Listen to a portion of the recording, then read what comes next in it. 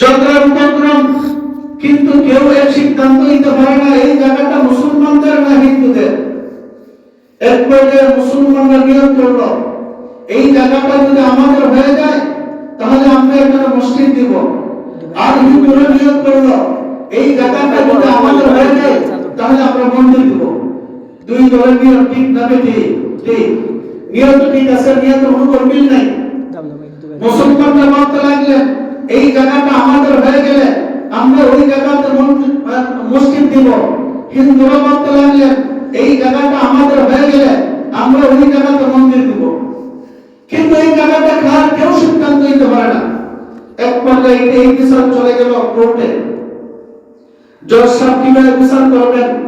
জজ সাহেবের তো জানা নাই এই জায়গাটা মুসলমানদের ছিল না হিন্দুদের। এক পর্যায়ে জজ সাহেব চিন্তা করলেন কি করা যায়, কি করা যায়।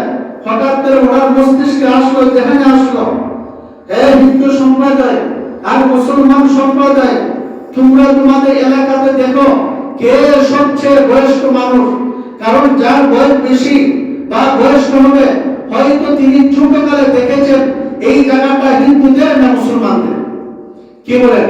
আমাদের মধ্যে যারা মুরব্বী এরা অতীতকালে জানে না এই জায়গাটা কার ছিল? জানেন? জানে না? অবশ্যই জানে। আমাদের হচ্ছে যারা বয়স্ক বেশি এরা আমরা চেয়ে বেশি জানে। জজ সাহেব বললেন তোমরা সবাই হিন্দু এবং মুসলমান উভয় করে মিলে তোমরা তালাশ করো কে সবচেয়ে বয়স্ক মানুষ, আর উনাকে জিজ্ঞাসা করো উনি এই জায়গাটা কার দেখেছেন, মুসলমানদের না হিন্দুদের। এক পর্যায়ে তারা তালাশ করতে করতে করতে করতে পাইল সেই জমানায় বিশ্ববিখ্যাত আল্লাহর ওলি আল্লামা এলাহি বসকান্দরবী রহমাতুল্লাহ আলাইহি। ওনাকে পাওয়ার পর মুসলমানরা খুবই খুশি, হিন্দুরাও খুশি। মুসলমানরা খুশি কেন? আল্লামা এলাহি বসকান্দরবী রহমাতুল্লাহ আলাইহি মুসলমান, আর মুসলমানের পক্ষে কথা বলবে। হিন্দুরা খুশি কেন? আল্লামা এলাহি বসকান্দরবী রহমাতুল্লাহ আলাইহি আল্লাহর ওলি, আল্লাহর ওলিরা কখনো মিথ্যা বলতে পারে না। জোরে ঠিক কিনা? আল্লাহর ওলিরা কখনো মিথ্যা বলতে পারে না। দুনিয়ার সব যদি একদিকে চলে যায়, দুনিয়ার সব যদি একমত পোষণ করে, এরপর ওনাকে মিথ্যাবাদী বলার জন্য ওনাকে মিথ্যাবাদী বলার জন্য ওনার উপর সবাই চেষ্টা করে, কিন্তু আল্লাহর ওলি যারা আল্লাহকে ভয় করে তাদের জান চলে যাবে, এরপর তারা মিথ্যা বলবে না। জোরে ঠিক কিনা? ঠিক।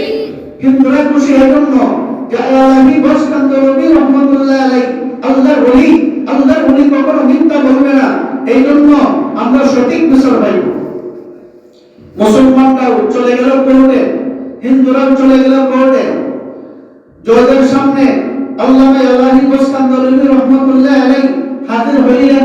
এক পর্যায়ে জজ জিজ্ঞাসা করলেন, হে আল্লামা এলাহি বসকান্দরবী রহমাতুল্লাহ আলাইহি, আপনি তো বয়স্ক মানুষ, অনেক বয়স হয়ে গেছে, কিন্তু একটা জায়গা নিয়া অমুক জায়গা নিয়া হিন্দুদের মধ্যে ভেজাল, মুসলমানদের মধ্যে ভেজাল। হিন্দুরা বলে এই জায়গাটা তাদের, তারা কিন্তু ভাই তারা মন্দির বানাইবে। মুসলমানরা বলে এই জায়গাটা মুসলমানদের, মুসলমানরা যদি ভাই তখন তারা এখানে মসজিদ বানাইবে। এখন আমি সিদ্ধান্ত নিতে পারি না, তবে আপনার তো জানা আছে, আপনি বয়স্ক মানুষ, হয়তো আপনার জানা থাকতে পারে। আপনি বলুন এই জায়গাটা কার? আল্লামা এলাহি বসকান্দরবী রহমাতুল্লাহ আলাইহি তিনি নির্দ্বিধায় বলে বললেন, আমি ছোটকালে দেখেছি ওই জায়গাটা হিন্দুদের। বলুন না সুবহানাল্লাহ। সত্য বলছেন না মিথ্যা বলছেন? আরে বলুন না সত্য বলছেন। তিনি তো ইচ্ছা করলেন মুসলমানদের পক্ষে কথা বলতে পারতেন। জোরে বলুন ঠিক কিনা? ঠিক। এই মুহূর্তে আল্লামা এলাহি বসকান্দরবী রহমাতুল্লাহ আলাইহি বললেন যে আমি ছোটকালে দেখেছি ওই জায়গাটা হিন্দুদের ছিল, সুতরাং এই জায়গাটা হিন্দুদের। এই কথা যখন বললেন মুসলমানরা তাদের মাথা নত করে দিল। মুসলমানরা এমন ভাবে বেজার হইল, তারা আল্লামা এলাহি বসকান্দরবী রহমাতুল্লাহ আলাইহির সাথে উঠা বসা ছেড়ে দিলেন, কথাবার্তা বলা ছেড়ে দিলেন। আল্লামা এলাহি বসকান্দরবী রহমাতুল্লাহ আলাইহির কাছে এই খবর যখন গেলেন, তিনি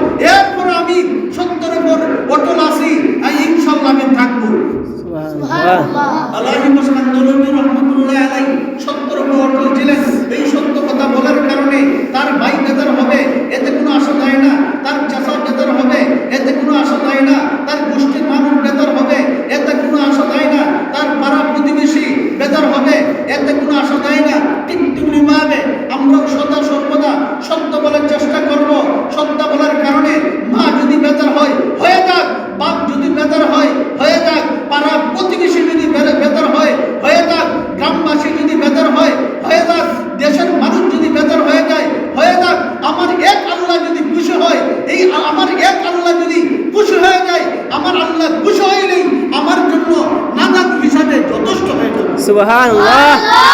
ঠিক কিনা? ঠিক। আমরা মিথ্যা বলে মানুষকে খুশি করতাম না সত্য বলে আল্লাহকে খুশি করতাম? সত্য বলে আল্লাহকে। সত্য বলে আল্লাহকে খুশি করতাম।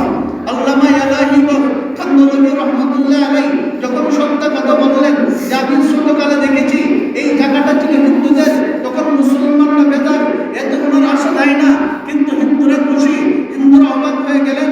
আল্লামা ইয়ালাহি কান্নবী রহমাতুল্লাহ আলাইহি ইচ্ছা করলে মুসলমানদের পক্ষে তিনি বলতে পারতেন, যেহেতু তিনি মুসলমান, কিন্তু মুসলমানদের পক্ষ দিলেন না কেন, সত্য কথা কেন বললেন, তারাও চিন্তায় পড়ে গেলেন। আল্লামা ইয়ালাহি কান্নবী রহমাতুল্লাহ আলাইহি যিনি জীবনটা বড় তাহাজ্জুদের নামাজ পড়েছেন, বলুন সুবহানাল্লাহ। সুবহানাল্লাহ। প্রতিদিন তাহাজ্জুদের নামাজ পড়তেন। তাহাজ্জুদের নামাজ সময় হলো শেষ রজনীতে, শেষ রাতে, জোরে বলেন ঠিক কিনা? ঠিক। তাহাজ্জুদের নামাজের সময় হলো মানে বিশেষ সময় হলো শেষ রাতে। আল্লামা ইয়ালাহি কান্নবী রহমাতুল্লাহ আলাইহি শেষ রাত্রিতে উঠলেন, তাহাজ্জুদের নামাজ পড়বে, তাহাজ্জুদের নামাজ পড়বেন, উঠলেন, যাই নামাজে দাঁড়াইলেন, যেই মুহূর্তে দাঁড়াইলেন হঠাৎ করে শুনতে পাইলেন দরজার মধ্যে করাঘাত হচ্ছে, টপ টপ করে আওয়াজ। আল্লামা ইয়ালাহি কান্নবী রহমাতুল্লাহ আলাইহি তিনি অবাক হয়ে গেলেন, কি ব্যাপার, কি ব্যাপার, নিশির রজনীতে এমন করে কোনোদিন আওয়াজ শুনে নাই, আমার দরজাতে কেউ আওয়াজ করে নাই, টপ টপ করে শব্দ করে নাই, করাঘাত করে নাই, আজকে এই নিশির রজনীতে তাহাজ্জুদের নামাজ পড়ার জন্য আমি উঠলাম, দেখা যায় দরজার মধ্যে শব্দ, কি ব্যাপার, এই শব্দ কেন? আল্লামা ইয়ালাহি কান্নবী রহমাতুল্লাহ আলাইহি আস্তে আস্তে উঠলেন, উঠিয়া দরজাটা খুললেন, খুলতেই দেখতে পাইলেন হাজার হাজার হিন্দু সম্প্রদায় ওনার দরজার সামনে উপস্থিত। সুবহানাল্লাহ। সুবহানাল্লাহ।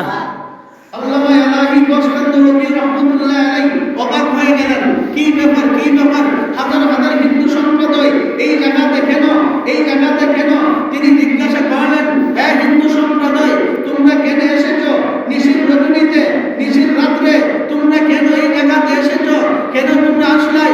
ওই হিন্দুরা বলতে লাগলো, হুজুর, হিন্দুরা বলতে লাগলো, তার কারণ হলো হুজুর, তার কারণ হলো ও আল্লামা ইয়ালাহি কান্নবী, আপনি তো ইচ্ছা করলে মিথ্যা কথা বলতে পারতেন, আপনি মিথ্যা বললেন না কেন?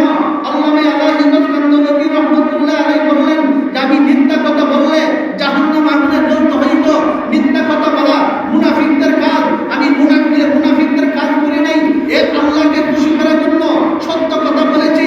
এই কথা বলার পর সমস্ত হিন্দু সম্প্রদায় বলল, হে আল্লামা ইয়ালাহি কান্নবী রহমাতুল্লাহ আলাইহি, আমরা নিজের স্বার্থের জন্য কত মিথ্যা কথা বলি, অথচ আপনি একটা জায়গার জন্য মিথ্যা কথা বললেন না। এতে বোঝা যায় ইসলাম ধর্ম সঠিক ধর্ম, ইসলাম ধর্ম সত্য ধর্ম। তখন সাথে সাথেই হাজার হাজার হিন্দু সম্প্রদায় কলিমা পড়ে মুসলমান হয়ে গেল। সুবহানাল্লাহ।